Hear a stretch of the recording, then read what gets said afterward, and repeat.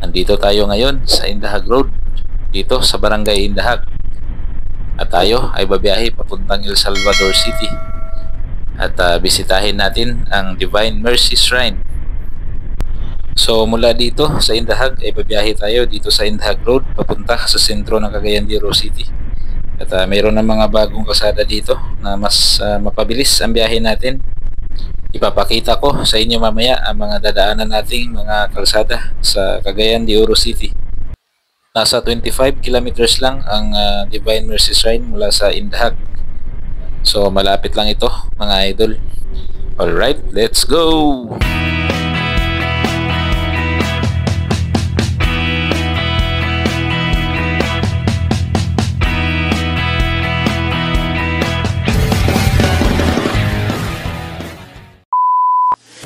Nandito na tayo ngayon sa Mandomol, Aloba, Guinaoro Road dito sa Makasandig.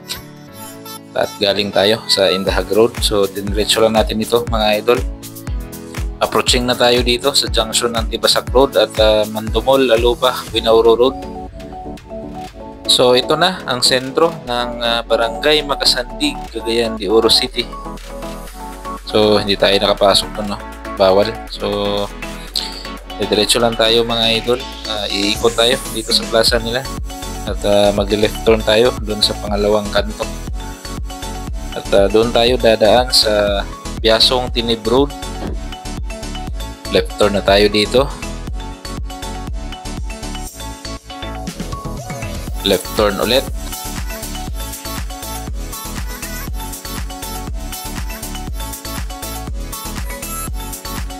Then right turn sa pinakaunang kanto.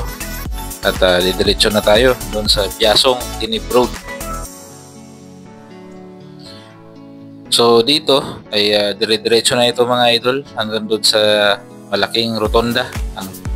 Ayan, nakikita na natin ang tinatawag na Rodelsa Circle. So iikot tayo dito at kakaliwa tayo mga idol.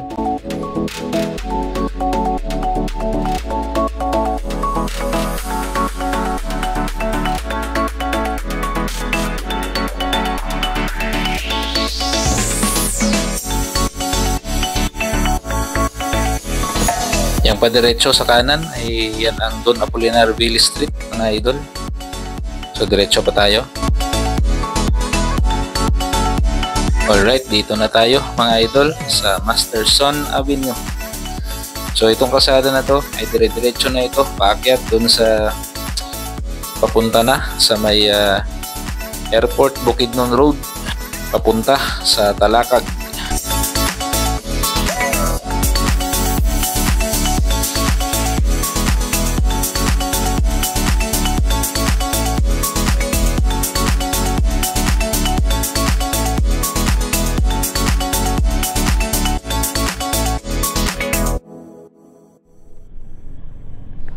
Alright, right turn na tayo dito mga idol. Dito na tayo sa Vamenta Boulevard. At ito na pala ang Barangay Carmen, Cagayan de Oro City. So itong Barangay Carmen ay isa ito sa mga pinaka-crowded na barangay dito sa Cagayan de Oro mga idol. So asahan natin dito ang matinding traffic pagdating na malapit doon sa palengke. So ayan guys, yung pakaliwa ay papasok na yan sa palengke o yung public market ng Carmen. So dito ay makikita nyo ay nagbe-build up na ang traffic.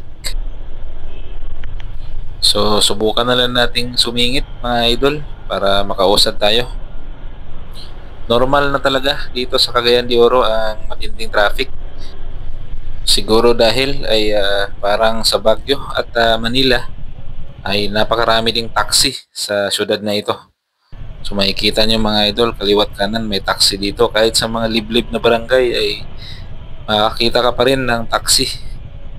Maliban sa taxi ay meron pang motorela at napakarami din ng mga yan. So ayan guys, medyo nakausad na tayo dito sa Vamenta Boulevard at papasok na tayo ngayon dito sa PN Roa Street. At didiretso na ito papuntang Barangay Bulwa, Cagayan de Oro City.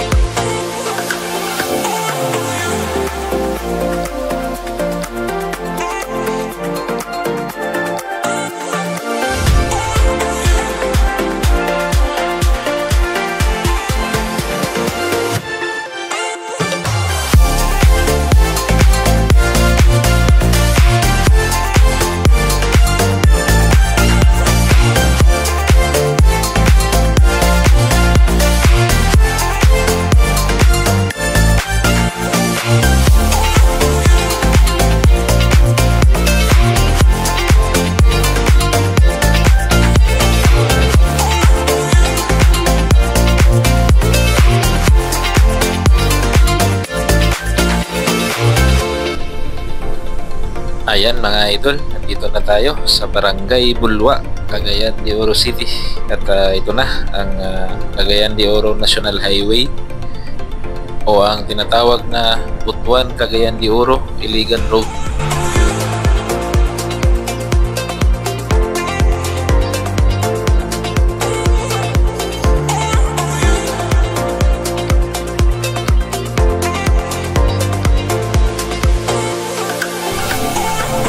So ayan mga idol, nadaanan na natin ang Municipality of Bohol at ang Municipality of Alubihit. At tayo ay nandito na sa El Salvador City, Misamis Oriental. Malapit na tayo sa papuntang Divine Mercy.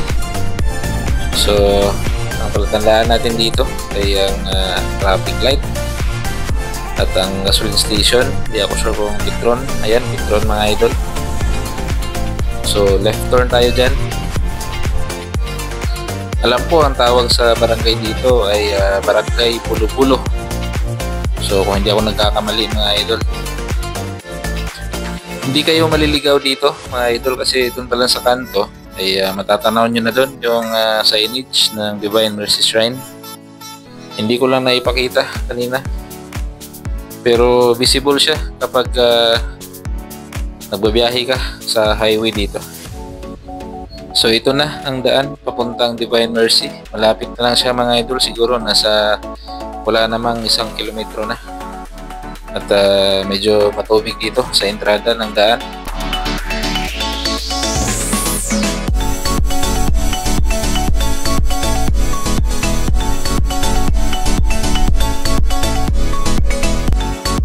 So merong welcome signage dito. At nakikita na natin ang main entrance. Pero may nakalagay dito na nakasara siya. So parang may schedule lang kung kailan binubuksan itong main entrance. At nandun daw sa likod ang parking area. At doon na rin ang entrance. So iikot tayo mga idol. Alright, so ito na siguro ang entrance dito sa likod. Mukhang ito na ang main entrance dahil mas malaki ito kumpara dun sa harap. So first time ko kasing dumaan dito. Last time na nagpunta ako dito ay doon pa sa harap ang pasukan. So kaya siguro nilipat na nila dito kasi mas maluwang at mas marami ang space for parking dito. Ayun na, ito na ang parking area. So mag-park na muna tayo dito.